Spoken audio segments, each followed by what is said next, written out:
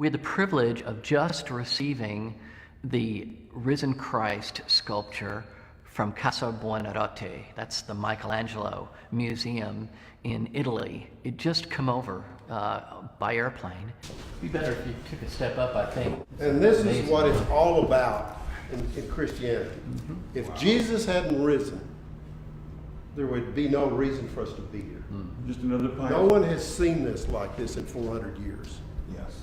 Because a pope 400 years ago put a breechcloth on it, and that's the only way you can see it today.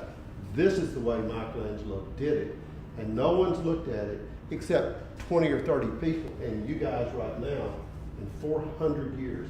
Man, you want to try to keep it, you want? Ron, it's going to be an incredible contribution to the culture of this area and to the world, to the faith of the world. Yeah. See, I believe so. I believe it will change lives. I know it will.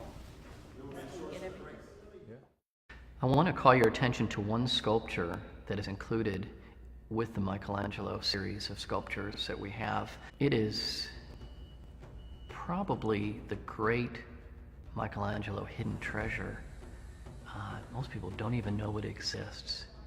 And it rivals the great Pietà and any other of the sculptures in its composition, in the genius of the way he created this sculpture. It's of Jesus, very different than a dead Jesus like you've seen in the St. Peter's Pietà and the other two Pietàs that we've included in the exhibition. It's called Christ Risen. It's also called Christ Carrying the Cross, or the Risen Christ.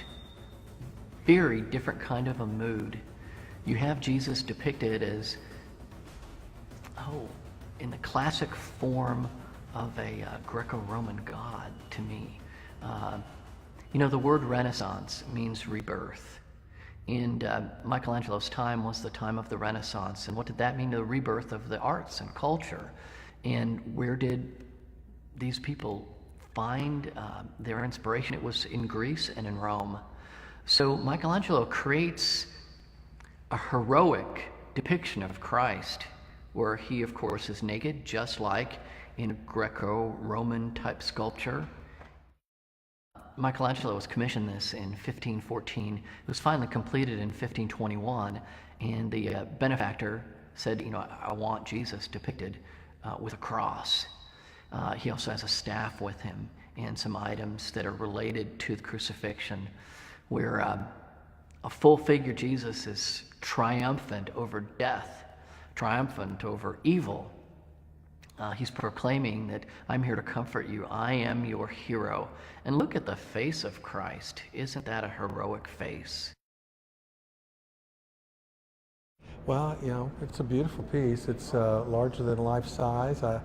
It's very impactful because of the size itself. Of course, the anatomy is beautiful and kind of has that history of Greece influencing the Roman, style. But, we call it contrapposto, is that relaxed pose that's more lifelike coming through the Christ figure. Of course, the cross is stylized, and the message of Christ as the shepherd with his Redeemer's staff.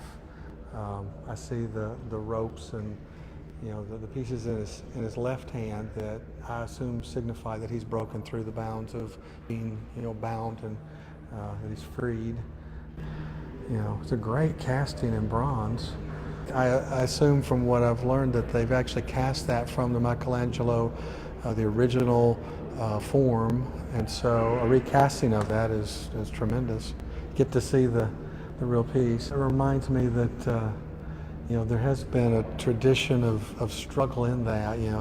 As artists, do we show the human figure? Do we sort of clothe it? And so that strain has been there for a long time. It's a controversial issue, obviously, but it's nice to see the piece as the artist intended, I think.